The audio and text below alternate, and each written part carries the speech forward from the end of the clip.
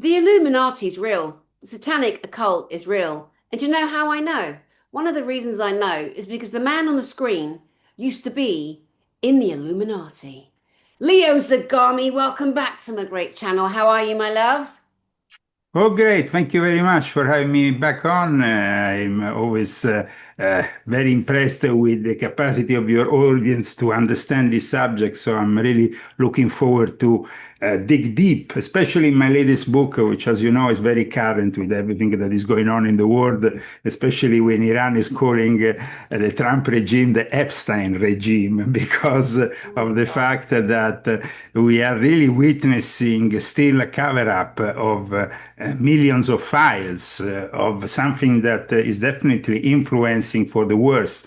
In the last few days, of course, a lot of things have happened, including this big squabble between the Pope and Trump, and everybody's talking about it in the mainstream media. But one of the main things that really occurred is that a lot of Christians here in America have really noticed through the constant posting of these memes that Trump is not really who they thought he was, and that he definitely is not defending Christian values when he posts himself as Jesus, or later on trying to make amends saying he was a doctor. So we definitely have a lot to discuss, including the fact that there is obvious signs, at least for those who believe in the Christian scriptures, so in the New Testament, but even in the Old Testament, that he might even be a antichrist or an immediate precursor to the ultimate antichrist. I remember years and years ago, reading a prophecy, and the prophecy was on February 4th. I remember the date, February 4th, not the year, that a man had been born and he was going to be revealed as the Antichrist. And he would have had an unusual upbringing. He would have been connected to Mesopotamia, the Crescent, Iran, Iraq.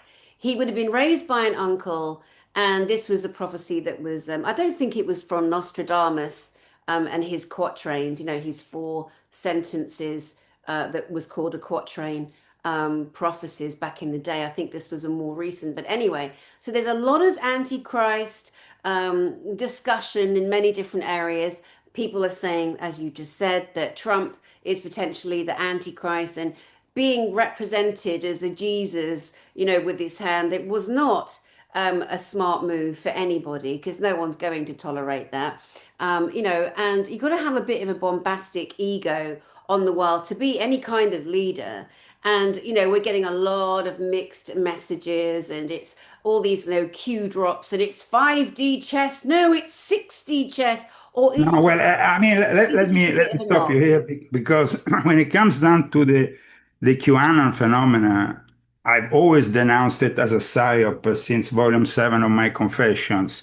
And in fact, even one of the biggest victims of this QAnon psyop, the QAnon shaman, told Alex Jones he was reading my books and he was following me because he believed I was saying the truth also in regards to this topic. Topic of great importance you mentioned because it's leading people astray. I think that is rather clear, even from what I've perceived in the last month or so, that Trump is definitely a force for anti-Christian values. And he's definitely not a Christian because he never was. He has not really the capacity to understand the New Testament or even the Old Testament because he has probably never opened the Bible in his life. He has always been a businessman. So we have seen instead the big reverence he has for the Chabad Lubavitch movement. And this is very important because in my book I explain how part of the Orthodox Jews were led astray by Jacob Frank. This book, as you know, talks about the most powerful Jewish sect in the world, which is Sabbatian Frankism. Sabbatianism created by Shabbatai Zevi in the 17th century, and then in the following century, Jacob Frank added his own element. So the Buba also element is the big brother term that the Frankists used to use for the secret head of the cult.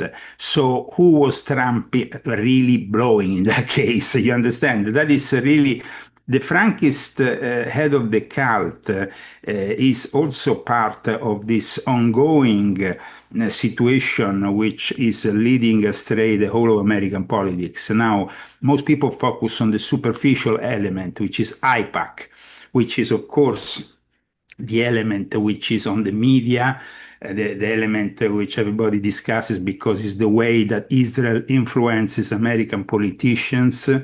But then when it comes down to what really is AIPAC, people tend to leave behind the fact that this American Israel Public Affairs Committee, like I explained here, is actually, apart from the fact it's created by the B'nai Brit, which is in itself a form of Freemasonry, which was built up in the 19th century by the Ashkenazi Jews who felt a minority and felt left out by the Sephardic Jews here in the United States. And then it became the largest fraternity also because in parts of Europe, including Germany, it was forbidden for Jews to join the lodges in Prussian Freemasonry, for example. And so the first form of Freemasonry, which actually got them inside the lodges, was created by a cousin of Jacob Frank, Moses Dobruska, whose mother was the direct cousin of Jacob Frank. And this guy brought, together with other Sabbatean Frankists, all these elements of this heresy inside the Freemasonry, also for the non-Jews. So today, people often are wondering what is really the religion of the Trump administration, or what is really happening here in America, where we have the biggest number of Christians, which seem to be waiting for this end time scenario to develop, for this possibility of the return of Jesus, the Messiah. At the same time, we also know that in the Jewish world, they never accepted Jesus in the first place. So the whole thing regarding the approach they have also with the Messiah is very different from us. It seems like for them there is also some minor kind of messiahs, like Trump is almost considered, actually it is considered by them a messiah. There is some members even of the Chabad Lubavitch who openly stated he is that figure that is helping, ushering in this messianic era. So we are definitely viewing some very interesting moments for the history of mankind in general. We have seen also the recently called emergency meeting in Washington, D.C. of the Bilderberg Club, which is also very important. So I don't know. I'm open to discuss any topics from these elements that I have already announced. I think we can really go into a further understanding of what is happening here, with this sacrilegious in a way, but also sacred war for both sides, for the American Zionist evangelics or the Zionist, the Jewish Zionists close to Trump, to the other side, which is of course the Shia Islamic faction, which has their own apocalyptic view with this hidden imam that will manifest in the end times as the Mahdi, and so this war is not only a geopolitical war, but from what we have seen up until now, even with the seemingly playful war of memes, that is also something which is connected with what I described in Volume 7 as chaos magic.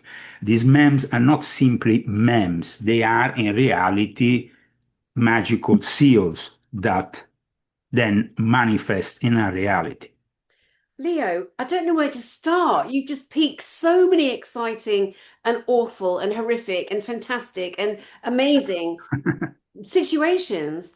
So it's important that even those people that absolutely adore Trump and can only see a view through a certain lens, and it's important for those that hate Trump and see him as the destroyer, the antichrist, and it's important to air the views without turning off and walking away. It's not about forcing people to change their mind. It's about everyone having every single fact so they can then pull in here, step Well, back, and make their own mind up because there's truth on both sides.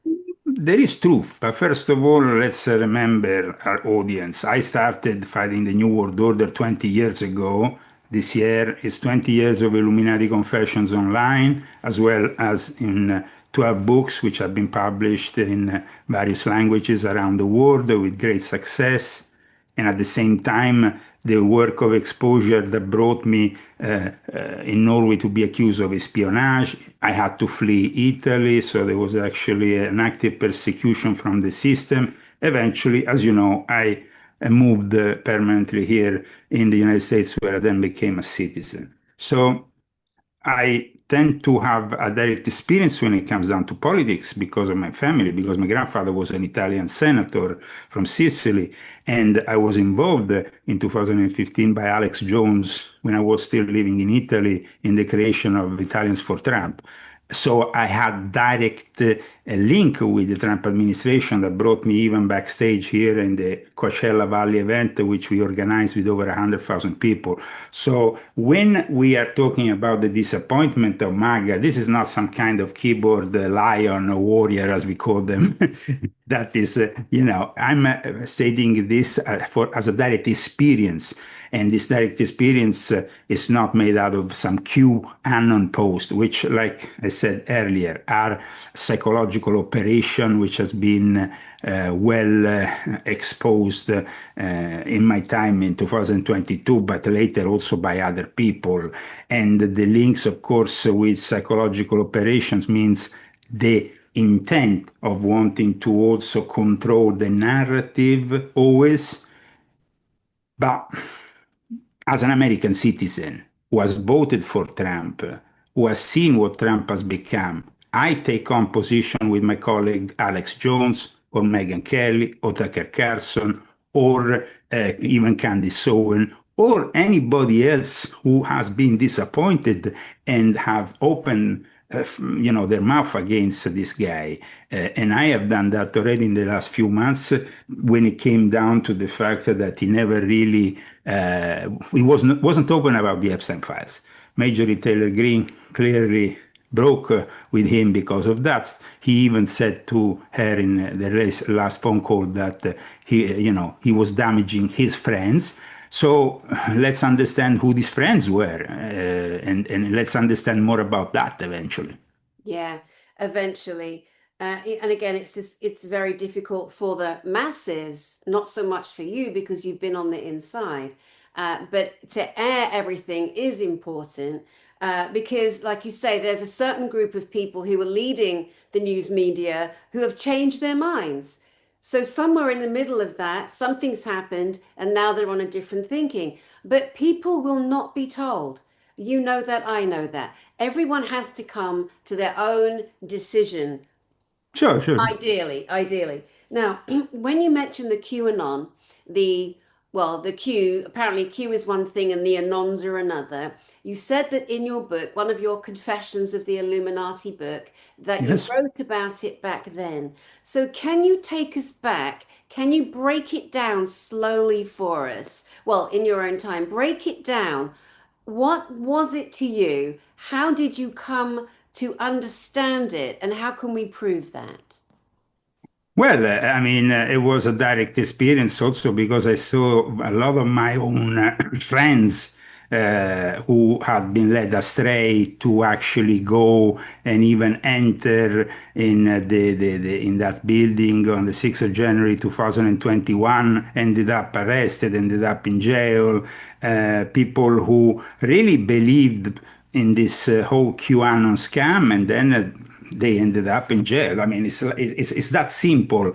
The push that was done that time was clearly the push of a chaos magician who was, in a way, desperate to stay in power. I had already said in November of 2020, when they started to remove, by the way, all my channels, and that was already an indicator of something that wasn't positive.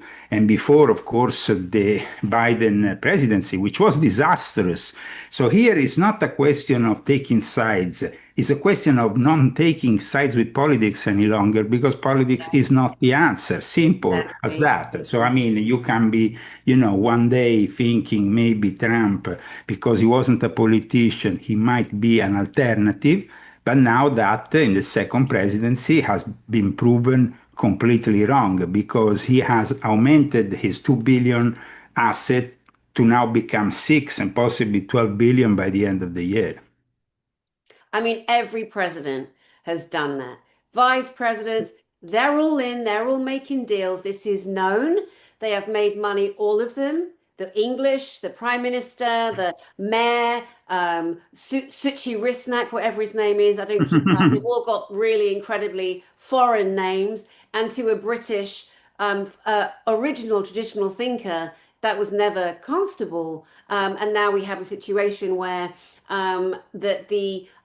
there are radical Islamic soldiers in hotels here waiting for civil war. Now, it's not going to happen, but there is an idea I globally. think I think that the only positive thing that Trump did, and everybody can agree with, is the immigration that was completely out of control during the Joe Biden administration, and then my friend Tom Oman came along, and then of course we had an even disastrous, let's say, approach by Kristi Noem, who probably had more problems at home with her husband, who wanted to be a bimbo, dressed up with a couple of fake boobas. I don't know. I mean, so the problem with that was that, of course, a just and orderly repatriation of those illegal immigrants would have been welcome, but it was rather chaotic, the approach at one point. And so, when American citizens, even if they were leftist saboteurs, get killed, that puts a big stain on the whole thing. Going back to QAnon. Now, QAnon is a carefully orchestrated operation of psychological warfare. And this was confirmed, like I wrote in volume 7, by Michael Flynn, who once embraced his position as hero of the QAnon conspiracy theorist, but then in a private phone call with the then Trump lawyer, if you remember, Lynn Wood, complained that his QAnon supporters had attacked him online. Now, Flynn at one point attempted to disown QAnon, claiming it was actually a disinformation campaign created by the CIA. He said clearly that in a very so then later on we had other figures of the conservative movement who embraced this whole thing that QAnon might have led them astray. And I'm talking about people like Marjorie Taylor Greene, of course, but also others. So Marjorie Taylor Greene was, I think, the more honest politician, together with people like Massey, who, from the very first moment, embraced also the idea of making these Epstein files completely public, because that was the promise that Trump made in his electoral campaign. I mean, the promise of no wars was not maintained. The promise of a 24-hour closure of the Ukrainian-Russian conflict wasn't maintained. We keep on sending money for foreign wars. We even kept on sending even more money to Israel. Then we have this other war now with Iran. These are things, big no-nos, because we, as America First, have not vouched for this kind of thing when we sent Trump back to the White House. So there is no way that anybody in the right mind can defend Trump now, because when we go to the gas pump and we spend here in California $2 more for a gallon, or in other states $1.60 or whatever, or when we go to the supermarket and everything is costing more, there is no golden age. And when I myself have to spend double for my also medical assurance, it puts a heavy weight on my monthly, I mean, when you're still basically trying to make the same amount of money, but now you have to spend a lot more. So maybe you need to make even more money to survive, to not even be able to put any money aside. That's obvious. And people here in America, unfortunately, live from check to check. So the big disappointment would develop in the midterm elections, and it would be a massive disaster. From that moment onwards, Trump will become a lame duck president. This whole QAnon thing will not be relevant anymore because they will simply be irrelevant. The Congress will probably impeach Trump. If he's not even removed before that with the 25th Amendment, definitely they will try to remove him at that point with the 25th Amendment. So this is more or less what I'm saying here. This is a guy who sends out to sort out the most important affairs in the world. He's Jared Kushner, his son-in-law, who doesn't have a security clearance, who doesn't have an official role, but is an official representative of the Chabad Lubavitch movement, which is part of the Epstein problem. Because unfortunately, that's how it is. We go behind the scenes and we see how Trump started his career. You see, I explained in volume 12 of my confessions how Trump decided to reject the proposals from the Jesuits. But then soon after, he accepted from Roy Cohn, who was offering him not only his lawyer services, but much more. He was offered the position also as an honorary member in his own finance lodge of the B'nai Brit. And so things started to become very different there. And we know that Roy Cohn was an homosexual who died of AIDS in 1986. And in that period, it coincides with the rise of Jeffrey Epstein as almost a substitute of what Roy Cohn was already running, which Okay. were complex blackmail operations. Did you say Roy Cohn was his name? Roy Cohn, yes. Okay. I never heard of him. It doesn't mean a thing, of course, but good to get some different kind of background. Okay, Roy Cohn, you can find him also in the movie that was made on Trump because he was an American lawyer and public prosecutor who had an immense power. Imagine that this guy, who, apart from the fact he was a descendant of one of the founders of the B'nai Brit. The So benign Brit. yet, the B'nai Brit is the Jewish form of Freemasonry, which has a lodge in each in each capital of the world, and at times even in every major city of the world. The B'nai Brit is a Masonic fraternity, though it's only for Jews. How do you spell it? B'nai Brit is spelled B apostrophe Nai B apostrophe RITH, International, founded in 1843. Benign Brith. Yeah, Benign Brith. it's Okay. the oldest Jewish organization. It Okay. has officially a long history of philanthropy. In reality, it was created by the Ashkenazi who couldn't really get into the Masonic lodges when they arrived here in the US. They didn't even speak English properly, they spoke only Yiddish. The Odd Fellows, who are another important fraternity of the golden age of fraternities here in the US, offered them a charter. They refused it and instead went on founding their own Masonic organization. Up until the 1920s, it still retained a kind of Masonic character with the aprons, the regalia, looking like the Freemasons. After the 1920s, they kind of took that stuff away and became more like a Rotary Club. So more social and less esoteric in appearance. They are the founders of the Anti-Defamation League, and Whoa. they are the founders of AIPAC. And Wow. I talk extensively about them in my book on Jeffrey Epstein because of the involvement, because Roy Cohn was himself a important member of this fraternity. Roy Cohn was working also with Ronald Reagan. He was the head, he was honored by the B'nai Brit Banking and Finance Lodge in May 1983 for his championing of Israel's right to exist. In reality, then it was, of course, his other friend, Les Wexner, who provided Epstein with that very the incredible building where former Prince Andrew used to stay and all that.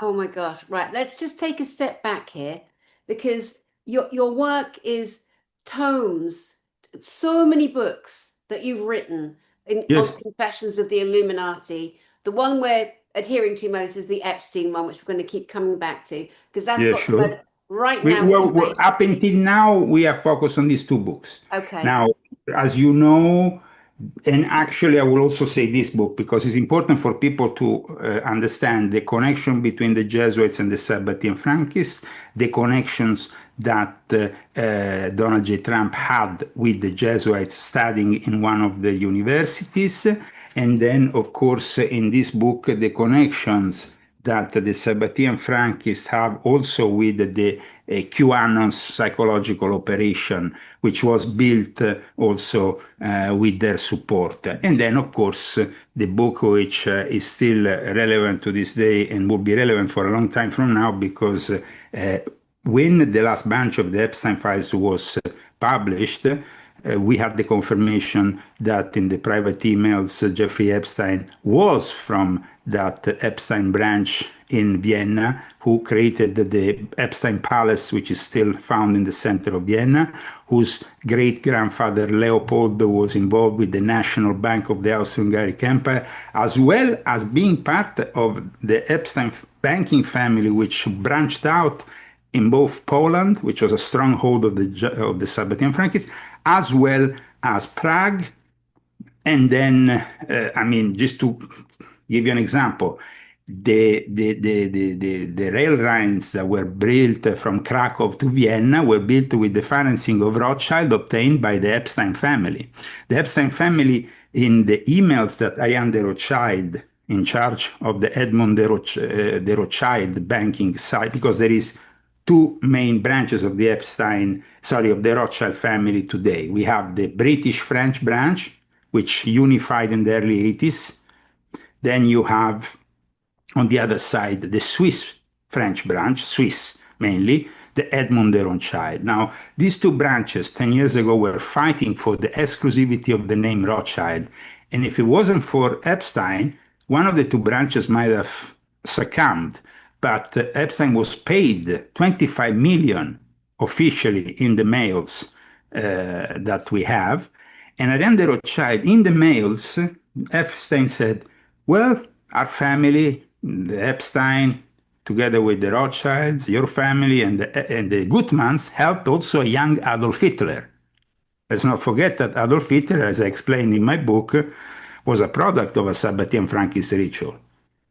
So he was then protected in his early age by them, even if Epstein and Ariane de Rothschild were complaining that he wasn't, he didn't recognize that help enough when he went in power.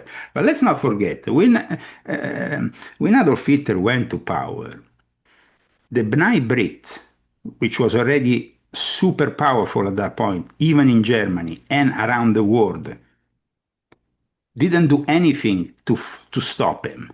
They could have stopped the whole finance system. They could have stopped the whole finance system from giving him loans, from giving him money. He would have been, I mean, blocked from the start. Instead, what did they do?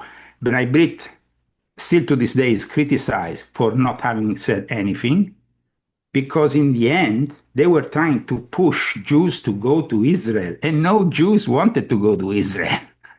But in the end, with the transfer agreement, they almost forced them to go to Israel. And those who didn't go to Israel were sent to the concentration camps for the Holocaust, which is a burnt offering, which means a human sacrifice. Oh my God. Wow. Mind blown again with you. You are like a walking encyclopedia. And what I always come back to with you is the fact that you were born into the high knowledge on both sides of your family, what some people would refer to as the Illuminati. You were Sure. from both sides of your family. You have such a stronghold in this, such a pedigree within this. As we are unpacking some things that some people have never heard, I want to highlight something.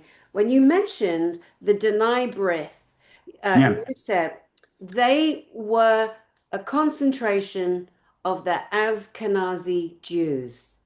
Okay, yeah, perfect. Let me clear that matter because then America had been discovered by Christopher Columbus, and apparently the Sephardic Jews were already on board of his ships when he landed into the New World. After that, the Sephardic Jews became very relevant in the establishment of the United States, so relevant that in their second largest community in Charleston, they participated with several members to the first Supreme Council of the ancient and accepted Scottish Rite. At that point, they also had a Grand Master, I don't remember if it was from the states of Massachusetts or some other state, who was also Sephardic Jew. So they were well established here in the United States. When the Ashkenazi arrived, they had been pushed already by the persecution that was moving against them in Eastern Europe, and that eventually will materialize with the pogroms in Russia and stuff, and then, of course, the Holocaust with Adolf Hitler. So the Ashkenazi, though, going back 1 century, so 1 century before Adolf Hitler even arrived, these first Ashkenazis who arrived here in America, they were bringing with them, though, the banking cartel system that had been established in Frankfurt thanks to Jacob Frank. So families like the Schiff, the Warburg, the Rothschild, and all the others had already established themselves as very powerful in the banking system. And when they arrived here, they wanted to have something to, but imagine that the Sephardic Jews here were so racist towards them, they wouldn't even let their daughters marry with an Ashkenazi. So there was this very, So at one point, when they created this Bnai Brit, automatically, with the success of it, they reintegrated with the Sephardic Jews. And the Sephardic Jews at that point, when they saw the power they had in the banking systems, their cousins, the Ashkenazis, they were like, okay, fine. And so they, at that point, of course, integrated all together in the Bnai Brit that functioned almost as a leveler for past tensions between these two groups. Wow. As we're looking at the mechanics of this entire world and all the different groups, we can see the Rotary clubs, the lodges, of which there are many. You've already mentioned the Scottish Rites. We can look at the corporations or the charities that launder gazillions of pounds and dollars around the world. We'll take a look at the Clinton Foundation.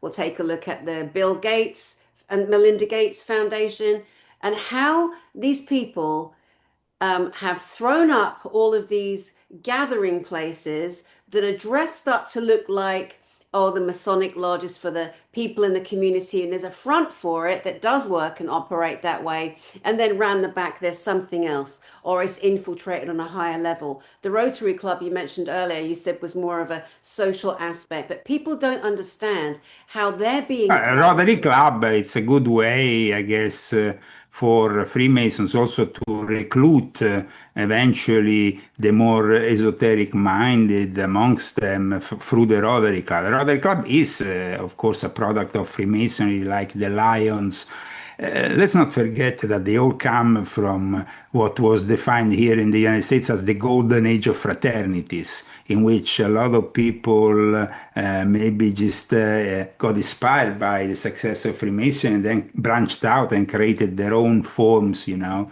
So then you have the royal or the order of this or that, the Goodwill Templars, and each one with their own specificity.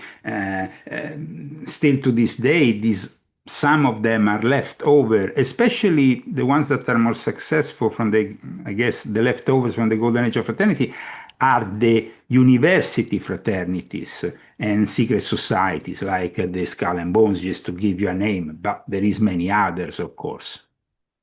The mechanics that run the world that people join and they're integrated, like you said, the Ashkenazi and the Sephidic Jews, for example, using things as a front. Not everyone, but just kind Well, I of. mean, it's a little bit like a century earlier, when after the 1770s establishment of English Freemasonry, you had, after the Anderson Constitution, we see that Freemasonry was used then to put together those Christian factions who had battled themselves in England a century prior to that. You know, there were like wars of religion amongst Christians in England that led to Oliver Cromwell taking over and all that. So let's say that in 1813, then, when the empire was expanding in territories that were non-Christian, that was when the Duke of Sussex unified the ancient and the moderns, who had two different approaches to Freemasonry, in what is now called the United Lodge of England. So Freemasonry was definitely inspirational for other groups that moved on similar lines. God. What about the Eastern Star, which, for those that don't know, is the female lodge? Yeah, the Eastern Star, for example, in the United Lodge of England, you don't have the Eastern Star. It's not something that was ever branched out to England. It kind of didn't really have the success or the potential, so I don't think they ever bothered. It was a way here in America for the wives of Freemasons to, to in a way, be kept in check because they would be meeting under still the monitoring of a Freemason. So they had this aspect to it. In England, they prefer to establish female forms of Freemasonry. Initially, they were established as co-masonry, or so you had a female and male presence. Then, of course, you have also female obediences now that are active in England, which also meet up. The United Lodge of England lets them meet up, lets these females meet up in the same buildings and rents out to them their temples. They don't, I mean, they don't, of course, formally interact as Freemasons, ritualistically speaking, but they have, of course, more and more interest to expand on similar lines. However, Freemasonry today is not really as relevant as other secret societies or other groups like think tanks, like Bilderberg, or the Davos elite of the World Economic Forum, or the Club of Rome, or any other group that deems itself more exclusive. In the Epstein files, we found out that Jeffrey Epstein was linked to this Zodiac order and club in New York, which only has 12 members, because they have to wait for the death of one of the members to take on one of the signs of the zodiac as their own nickname, and, for example, or initiatic name. JP Morgan had his own initiatic name, and many others influential bankers and people involved in this secret society, which in the specific email to Jeffrey Epstein was described as a very traditional secret societies, the way they liked, so very exclusive. Oh my gosh. You said earlier that you see Trump as the magician of chaos. You said that the memes that are put out are a type of magic and seals. Now, can you be more specific on the memes and the seals. Okay, so chaos magic was born in your country in Sorry in about England. that, everybody. Sorry for yes. Though the inspiration was also from America, it wasn't only, but let's say that it was born there. And it was born there in a specific period of time, as I explained also in volume 7 of my Confessions, in which you had prevalently, after the 1960s, Telema and Wicca. These two schools of magic were the dominant ones. Aleister Crowley had a big impact, as well as his disciple, and one time, Kenneth Grant, who was very close to him in the last part of his life. And then you had people who, like Austin Osman Spare, were like they were not so involved with the paramasonic orders or Masonic orders, but liked more the AA and the mentorship that is more secretive from one to the other, like they do in some Rosicrucian groups. But in any case, Austin Osman Spare died in 1956, so he wasn't alive when eventually Chaos Magician would be formally put together. And at that point, it would be formally put together based, inspired by the work of Aleister Crowley, of course, who was still a big inspiration. But on the contrary of Telema or other magical traditions of the past, chaos magic doesn't want to be limited by the impositions that are given by such disciplines. That, I mean, they are disciplines. So, you have to be disciplined in the way you evoke certain spirits or demons or whatever. If, you have to do certain things at certain times, almost all the time when you have a grimoire. There is certain grimoires that give you freedom of doing that, of evoking or invoking without. But the thing was that chaos magic was born with the intent of breaking from the past, of breaking the paradigm. They thought that it could actually change magic, creating a new thing. So in the 1970s, we have these people who suddenly develop something completely different. And this chaos magic was also rather mysterious, because the creators of this chaos magic still to this day have been very private, very secretive. So it originates in England, and it teaches basically that you can adapt all kind of rituals, all kind of traditions, as long as they work.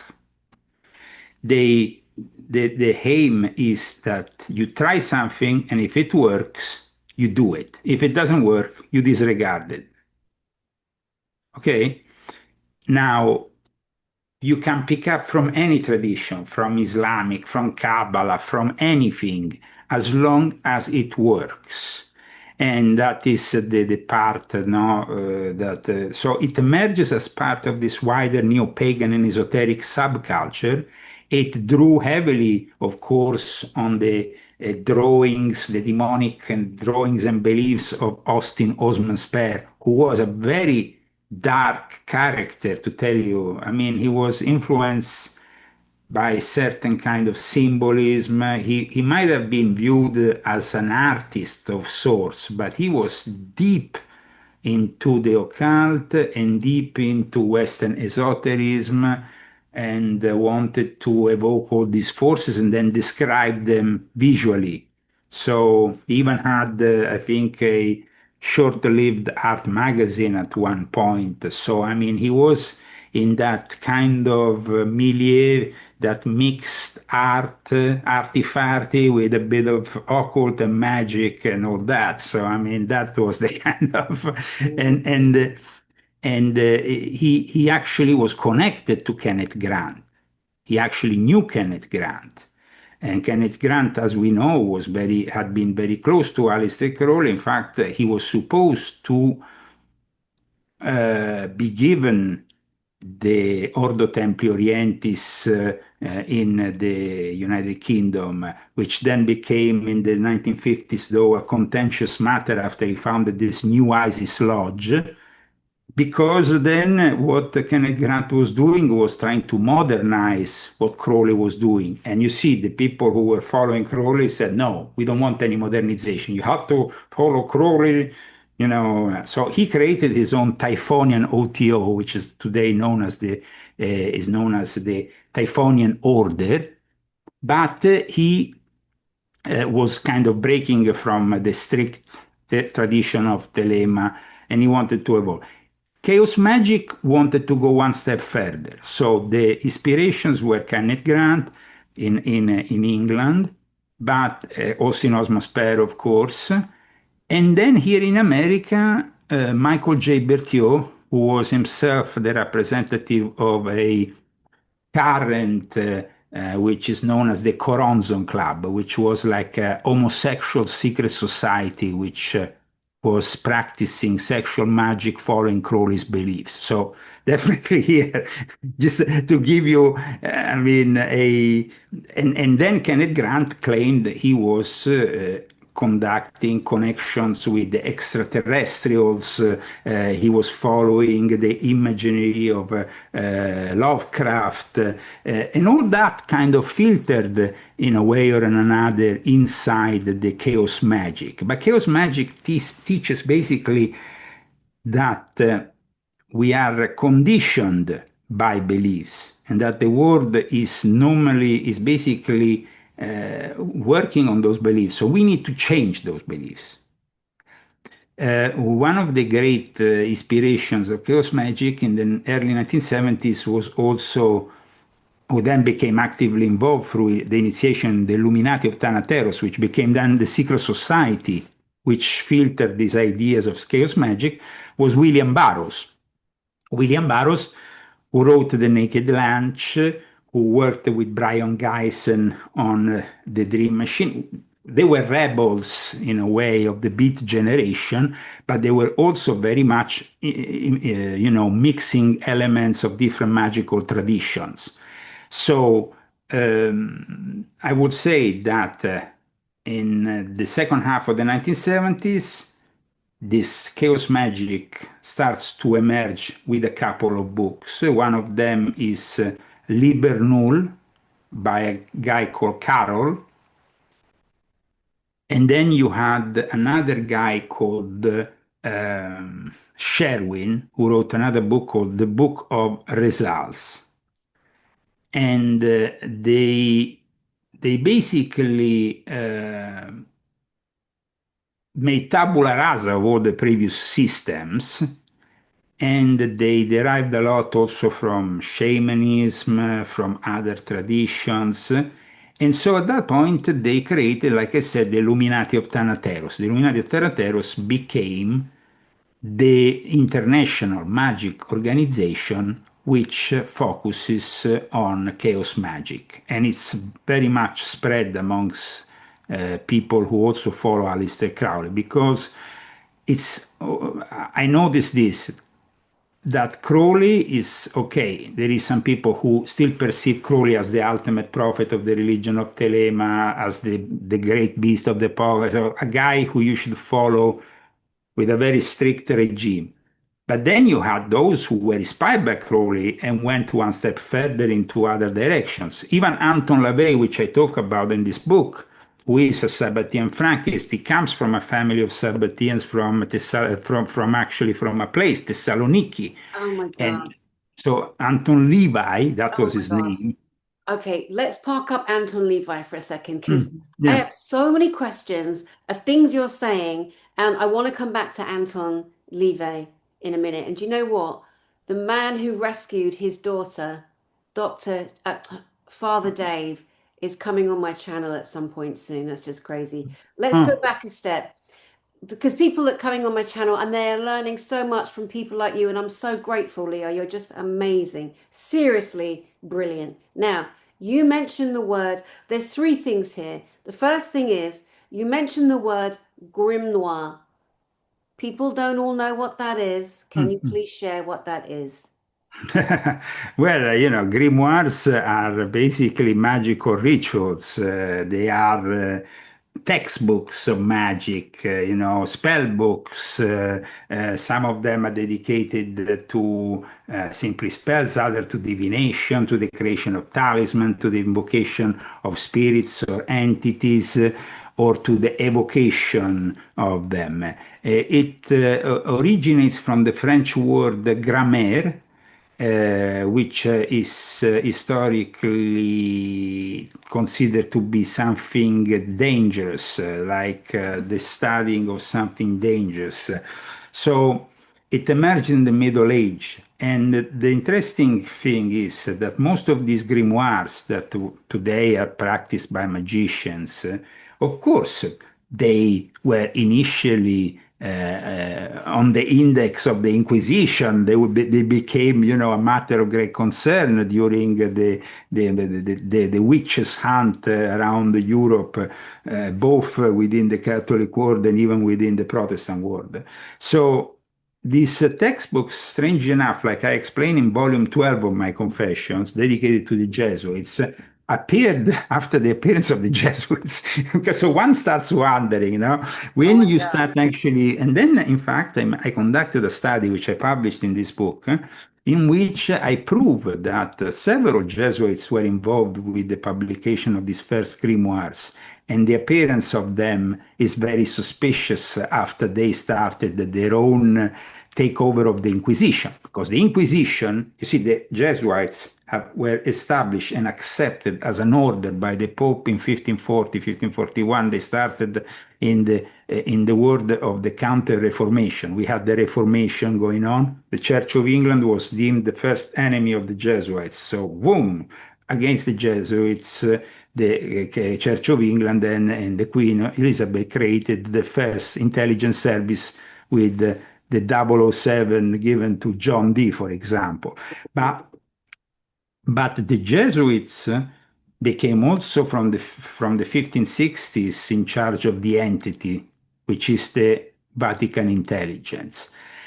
So they initially, when they were founded by Ignazio Loyola, Loyola had been arrested several times himself by the Inquisition under suspicion of being an Illuminati, a member of the Alumbrados in Spain, which mixed Islamic mysticism, Kabbalah, and other forms of Gnostic magic. So he himself had to flee Spain, go to France. In France, eventually around 1530, in 1530, he went with a group of friends, I think, on Montmartre, and laid the foundations for the Jesuits. It took him, though, of course, 10 years to get the Vatican to accept them, because the Vatican hated, in a way, what Ignazio Loyola was doing, but at the same time, they needed them because they needed an order which was well acquainted with magic to fight other occultists. And the Dominicans, who at the time were in charge, were not doing enough to fight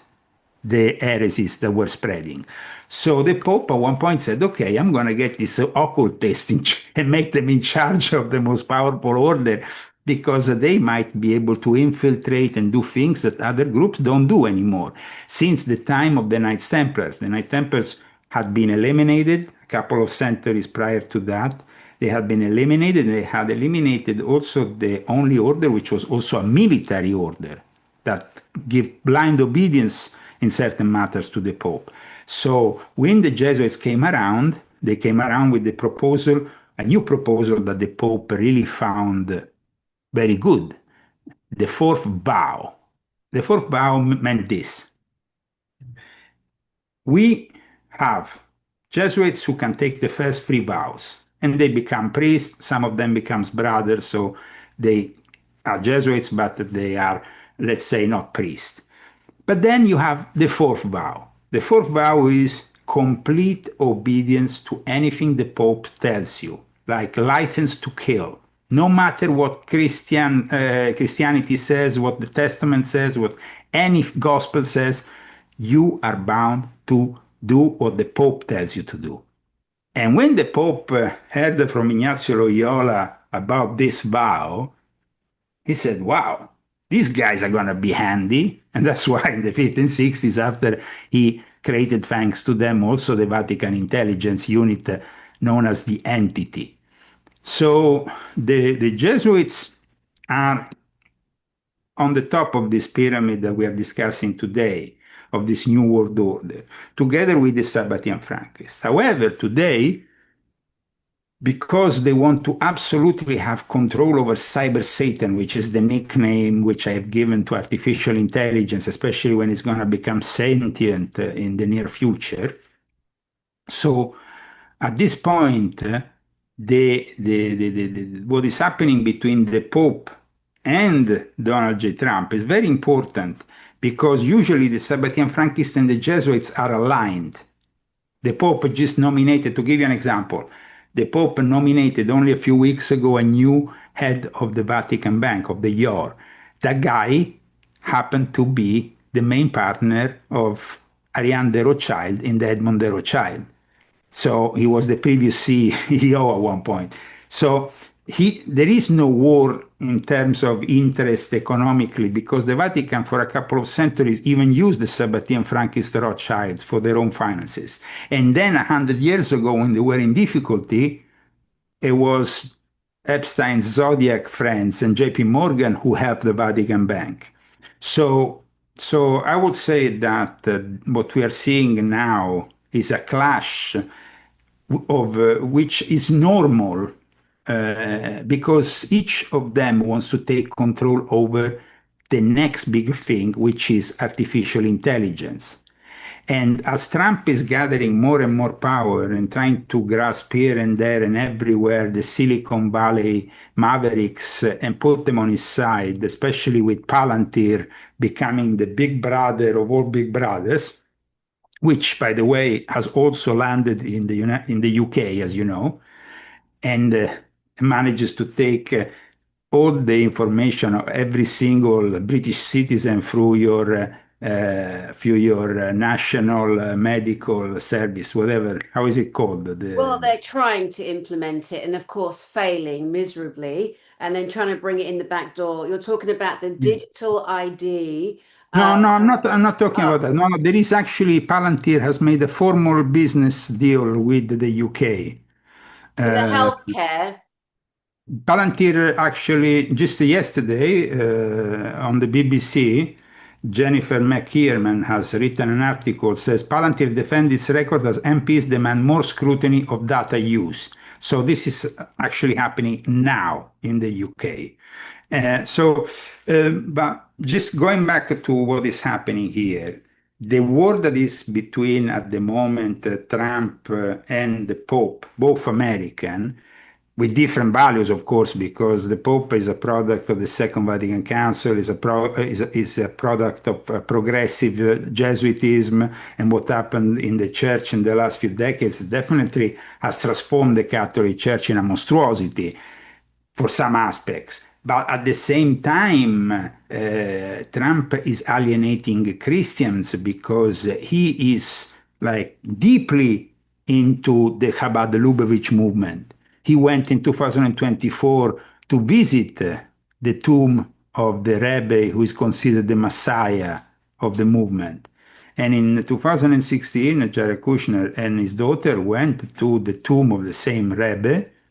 Notice Rebbe, not rabbi, is a different wording because Spell it for us. Spell it. Rebbe is Rebbe, not Ribbi. It's a different because Rebbe are the supreme masters, not just a Jewish teacher or master, a rabbi.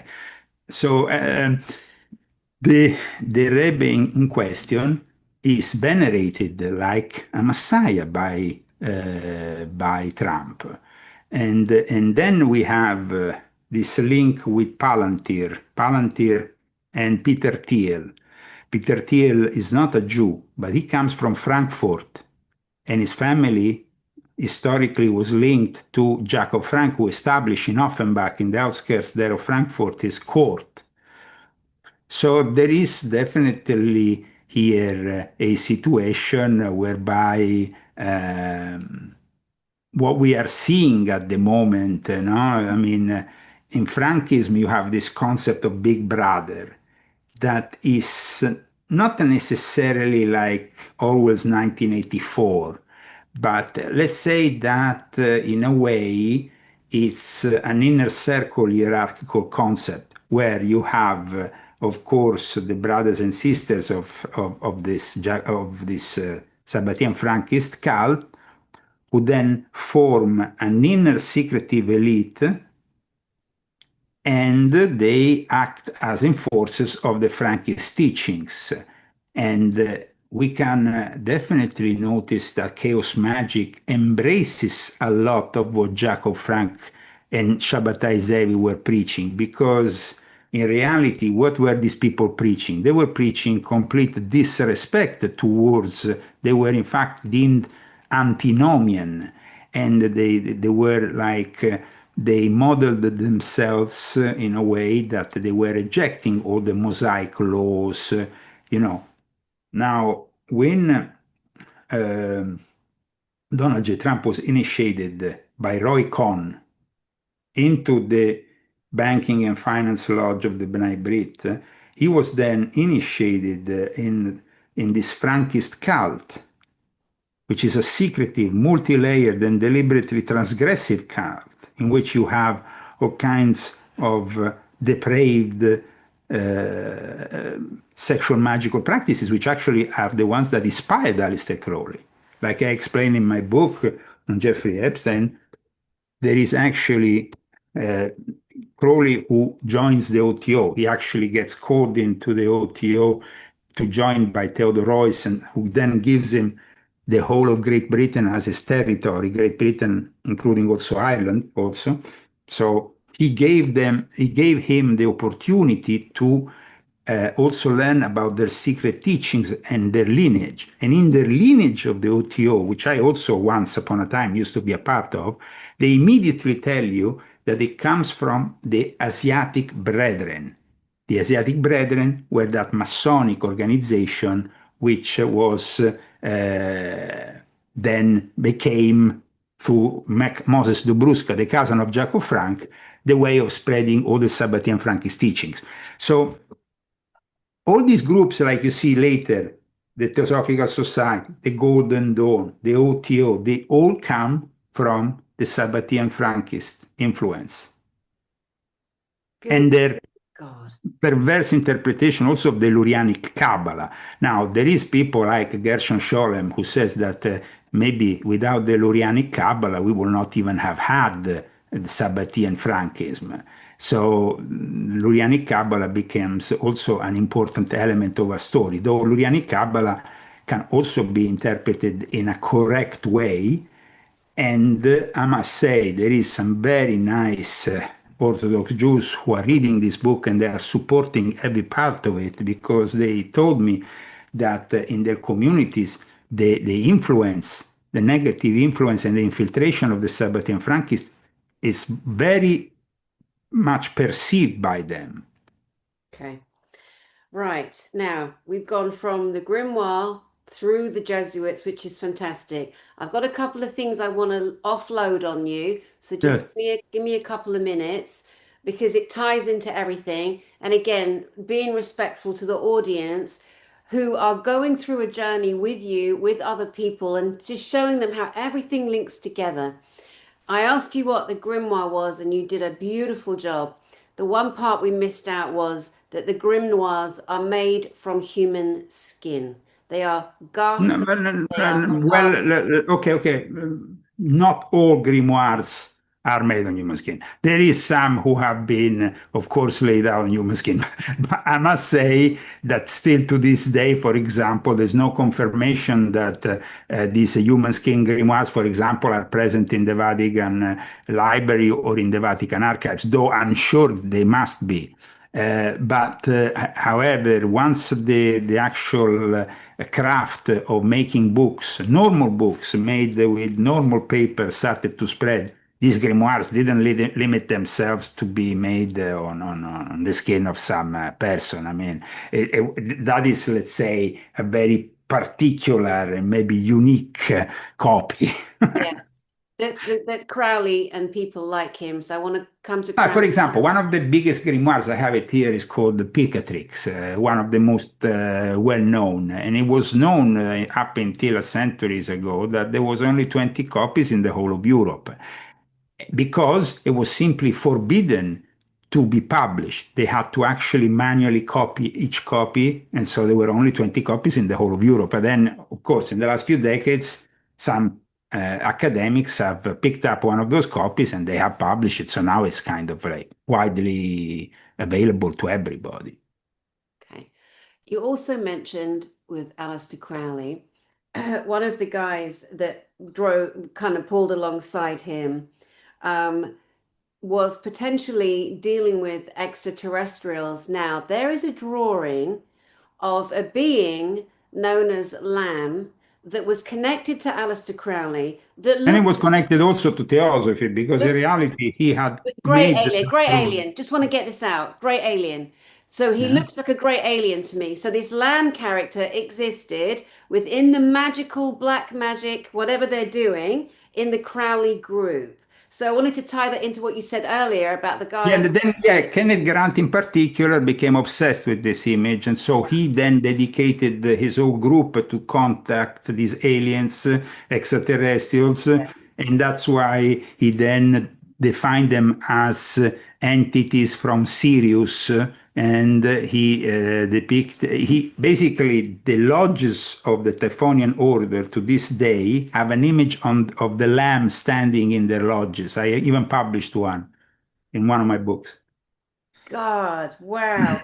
The other question I had for you is how many of the people on the planet, like Trump, Macron, leaders that we have currently, senators, vice presidents, other former presidents, how many of those would you suggest are grandmasters, worshipful masters, members of potential lodges and other such like organizations?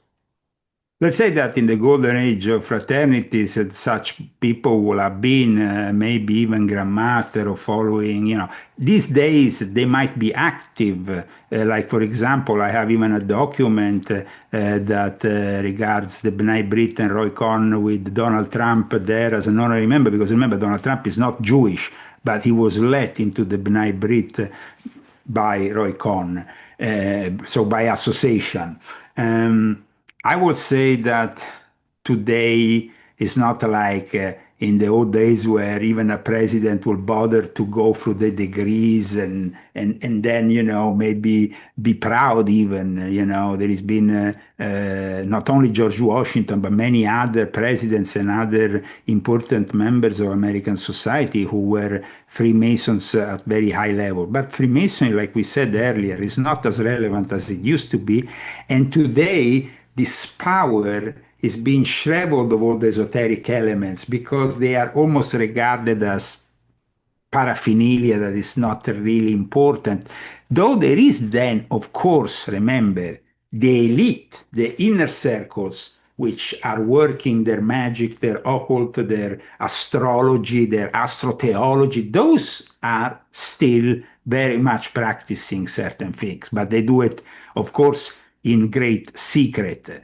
Um, so I hope that is clear. I mean, it's not like we have Trump who goes around lodges and stuff because he doesn't care. These days, he prefers to create his board of peace, which is typical of what the Freemasons have created with also the United Nations and other similar institutions. They are shriveled of the esoteric element. But when you see how they met in the Board of Peace, you see the resemblance in the way that they are positioned and everything else. But I mean, it's not like today to get into the Bilderberg Club, I have to wear an apron, I have to start stand like this in front of the Grandmaster, move in a certain direction in the lodge and do certain rituals because they don't deem it as important and relevant. They go right to the core of their intention, which is to use these think tanks to influence the masses on various topics. I was quite delighted at the last Davos to see what we call citizen journalists, men and women who write outside of the mainstream media protocol and were approaching people like Trudeau on the street. It pleased me enormously to witness the shift and the change in humanity deciding to take upon themselves to question directly the people who've been making decisions for our planet for a long time. I love where this is going. I love that humanity is coming together on so many levels and speaking up for itself, themself, hisself, herself, at such a time as this. I personally would suggest that the people in all of the different areas that are, for me, all one big bloody club, definitely one big club, one big group, but definitely all part of different fraternities globally.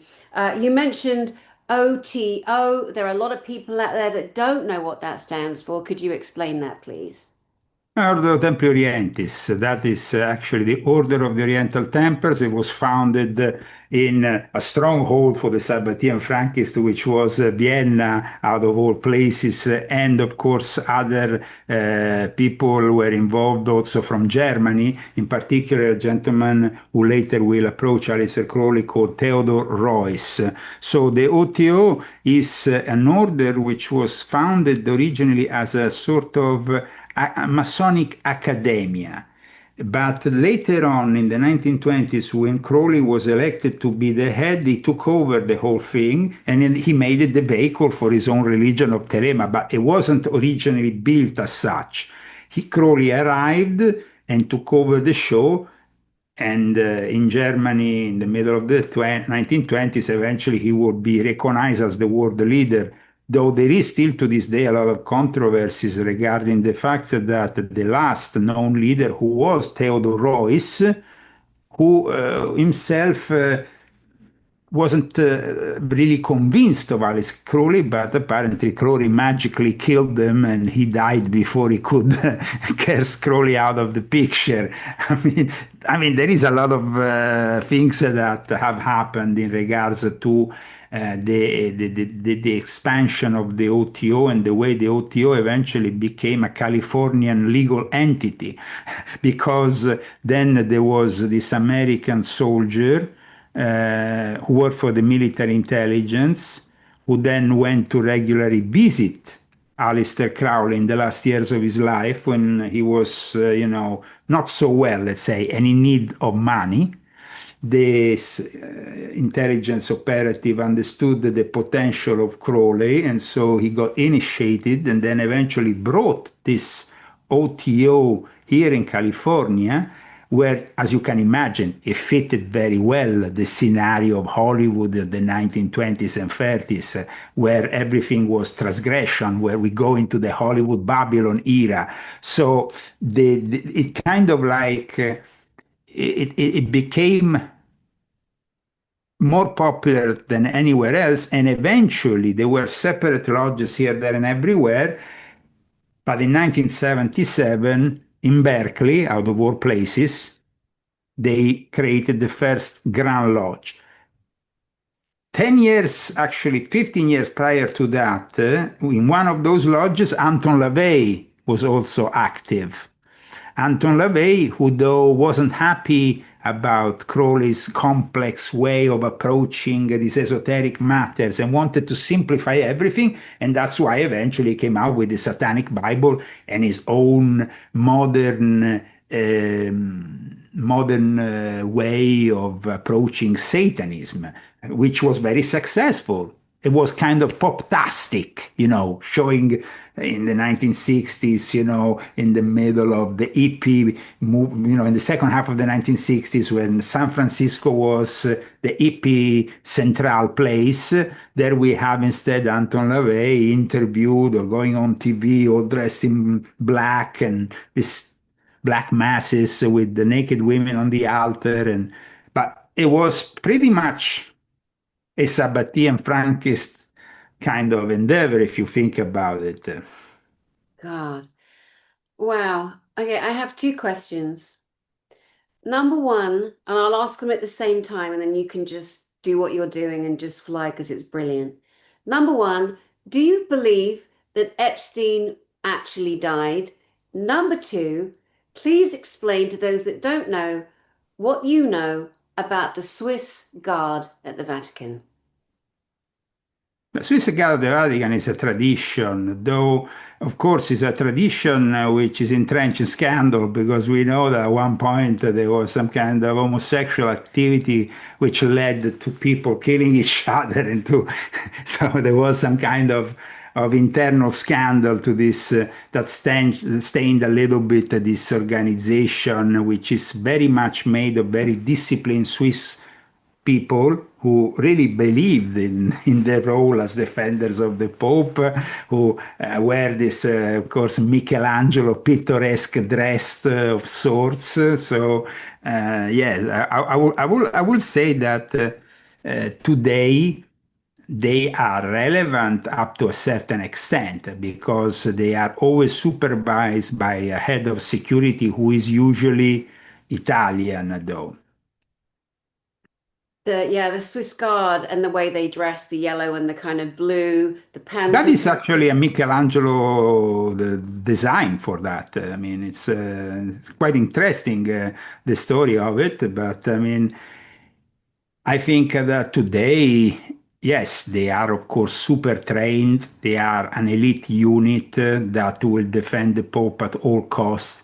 But we are talking about 900 inhabitants, and they are few and scarce, these soldiers, to defend themselves from, I don't know, if there was to be an invasion of a foreign force. Let's remember one thing. When Napoleon invaded Rome, he was capable not only of invading and taking control of the papacy, and getting himself to, put the emperor. He basically made himself an emperor because usually you have to have a pope. He made himself an emperor. But in any case, he also took all the Vatican archives, all the library, and at that point he moved everything to France. Because he wanted to create this Central European archive of sorts that was controlled obviously by Freemasons. And apparently, a quarter, unfortunately, of those writings, documents, and all kinds of things were lost or were actually sold on the way back because they didn't have the finances to bring them back to Rome. So that is a bit sad because I'm sure there was a lot of interesting material there that went lost. But also, there was another problem that they kind of chaotically brought them back to Rome. So it kind of created also a lot of confusion in the Catholic wing. Remember that there is 53 miles of archive Mhm. stuff. It used to be called the secret archive. Now it's called the apostolic archive. And then you have the library, which is another 22 miles. So I mean, there's a lot of material there. Biggest library in the world. Yeah, amazing. Thank you for And going. and it's not open to anybody apart from, I mean, you have to go through some very strict monitoring and approval to eventually get in there. You have to be an academic of a certain kind. I mean, for example, academics who are in the scientific branches are not really allowed most of the time. It's most people who study religious things, but they should be allowed because then they will also maybe study other things. But still, it's very restricted, very restricted. Yeah, I'm always staggered at the arrogance of those who hold the keys and the controls. I'm so staggered at the arrogance and the lack of thinking, their own limited intelligence, that they would decide who in the world would know all the secrets of the world. It is beyond abhorrent to me personally. Let's jump across to Epstein. Do you think he's dead? Well, anything is possible, but definitely, if we have to go by the official narrative, he's been killed because I don't believe he ever, nobody in the right sense can say that the guy suicide himself. I mean, he's not somebody who died of suicide. And of course, that is pretty clear. Then, if he's still alive, that's another thing. When we discussed all this, we forgot to mention the fact that in the early September 5th, I think it was September 5, 2008, he actually received a mail from either his brother or the creator of The Simpsons that actually mentions me and my website, which is rather relevant maybe today when I actually wrote this book and published it. I didn't know that because it only came into the latest batch of the Epstein files. But apparently in 2008, we were very few and scarce the people who were talking about the New World Order.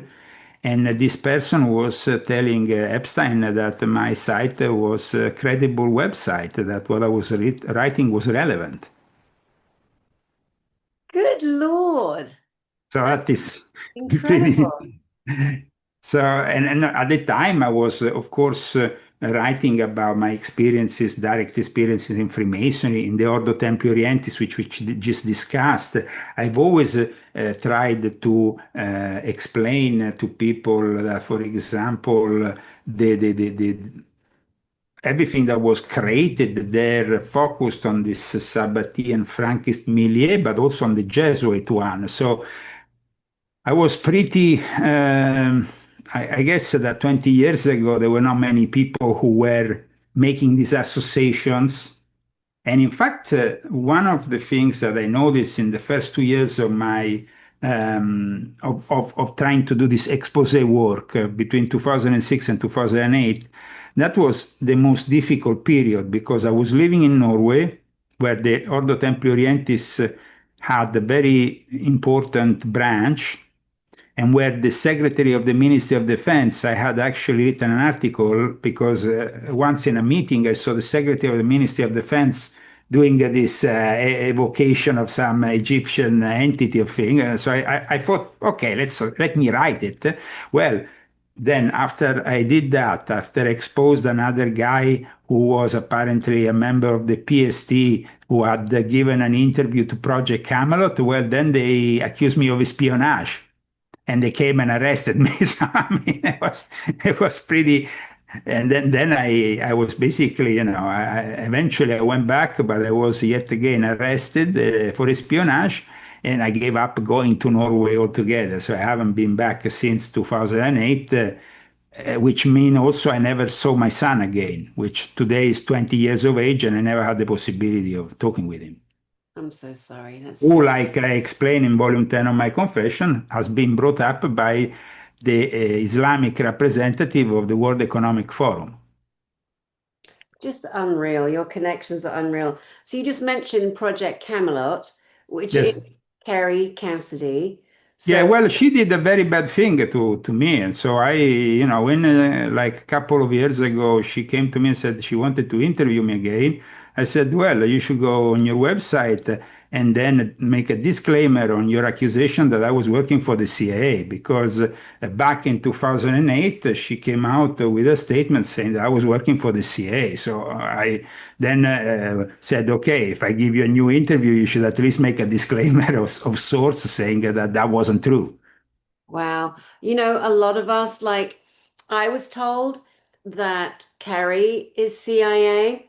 So when I finally, and the person that told me loads of things about people, and I didn't know because it's very difficult sometimes. So I went to Carrie myself once I ditched the person that was telling me all these made up Mhm. stories. And I said to her, somebody told me that you, Carrie Cassidy, are CIA. And she had a good laugh about it, and so did I. Yeah, So when she came yeah, on my channel, we made a joke about it. And, yeah. I think that people who've said things over the years do need to retract, put a disclaimer, apologize, because now we're all a lot clearer about who is who in the zoo. Not everyone, because Yeah, there are no, but still in fact, people infiltrated, right? what I said to her in that brief exchange a couple of years ago, I think it was 2 or 3 years ago, was very clear. I mean, I said, okay, if you give me a disclaimer, and then at that point there would be no problem for me giving you another interview.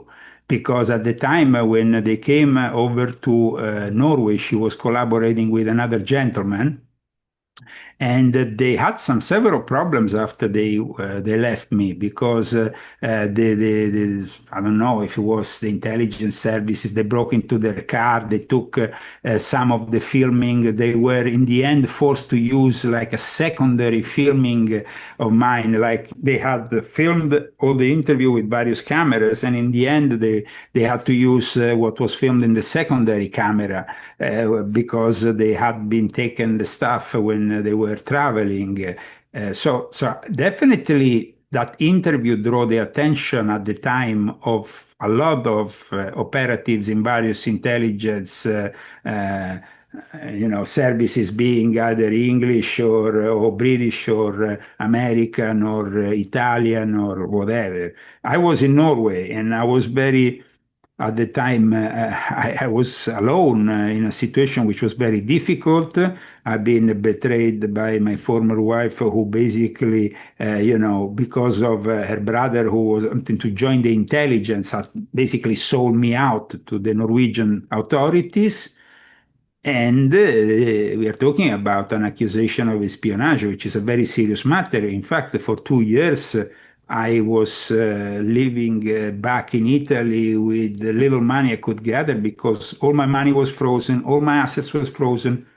I had nothing. It had all been taken from me. So it was pretty serious. Then in February 2010, eventually they gave up on this idea that I was some kind of spy. And so the accusation was just, they went to my lawyer and they said, we are no longer carrying on these accusations against Zagami. But the damage had been done. I mean, and for that reason, I'm rather surprised that somebody like Cassidy doesn't understand. And then I knew also a cousin of hers that also had taken on board to do a website for me. And this guy, apparently, then I discovered he was involved also with psychological operation, with military intelligence. So, and then he didn't want to give back my domain, which I had to fight a few years to get back. So, I don't know, some weird stuff happened there. So much weird stuff, so many people just trying to get to the truth and some deliberately infiltrating it, muddying it, making it so much harder. But like I said, we all seem to be finding each other now. It's like me, our platform, not anybody. I'm very selective still. But like at the beginning of the conversation, it's like, your take on Trump is very clear. You have inside information. You've lived this life. But it's still important to air all the information so that everybody can kind of come to their conclusion without being coerced. Because of the time we're in, it's an awakening. It's really an individual seeker's journey, to truth. And I'm so grateful for you. And I am Thank you so so much sorry for that, having me on today. yeah, I know It was a pleasure. you've gone And through so much and you've just worked so damn hard. Now, today we've basically pulled information from three of your many books. Do you yes, want to give mainly us, from volume 12. let's take our time a minute. Let's Yes, take our time. Just give us a synopsis of each book. Hold up the cover so we can see it. yes, So then people can decide which one yes. they're going to go for. Okay, so we discussed Trump in relation to the Jesuits. That's a topic which I've discussed in volume 12 of my Confessions, which is the last installment of the Confessions. There is not going to be any longer any other confession because the confession is made from volume 1 to volume 12 to describe all the inner workings, all the hierarchy, and that's been done. Then, of course, I moved on with a new book, which is, as you know, the one on Epstein, which is the first of a series of essays that will dwell deeper into subjects which I might have only touched briefly in my confessions. So it's like a new series of essays, and this is the first one. There is going to be a new groundbreaking book on a completely different topic that is going to be out in less than a couple of months, which of course I'm going to make you acquainted with. So maybe we can talk about it in our next interview. Then we discussed the volume 7 of my confessions. This is a book which is actually available also in hardback edition, hardcover edition, and it's a book with a wonderful and very symbolic book cover, which is always made by my same graphic designer, who is a guy I know since 1989, who has been deeply involved with esoteric and who is a master in art in Umbria, so he has a really understanding of the symbolism. Mm. Uh, and Confessions of an Illuminati Volume 7 is the one that discusses the psyop of the QAnon psyop, and also briefly touches on the Sabbatean Frankism, but also touches on the relevance of Austria for the Illuminati and Vienna. We discussed it just a moment ago in relation to the OTO, but here is also discussed in relation to the Vatican, which is trying to establish a one-world religion, which is also an important topic I touch in this book, aside from also cyber Satan, which is how the artificial intelligence will control and will aid and help the rise of the Antichrist, which is three books which started from volume 6.66. Then you have volume 7 and volume 9. It's almost like a trilogy within the Confession series, which is dedicated to that specific and very relevant subject, which is of course going to be relevant for anybody and everybody, which is the development of the AI and of course robotics, which will not only take away millions of jobs, but will also transform this society further into, bring us further into a dystopic territory of massive control. So that's it for today. I gave you also a brief synopsis of these various books of mine. And the next time, I'm sure we're going to have a lot more to discuss because, like I told you, I'm writing a new book on a very relevant and important matter, which I usually never announce before I publish. In fact, I will not do it today, simply because it will endanger my life. Every time I write a book, the topic is so delicate that if the enemy will know about it beforehand, I will have some problems. So I always leave it to after it's published. Thank you for that. I think at this stage, the enemy are too busy fighting and turning on each other and trying to stop each other's secrets coming out. I think they're kind of busy as their whole They are system very is busy with collapsing.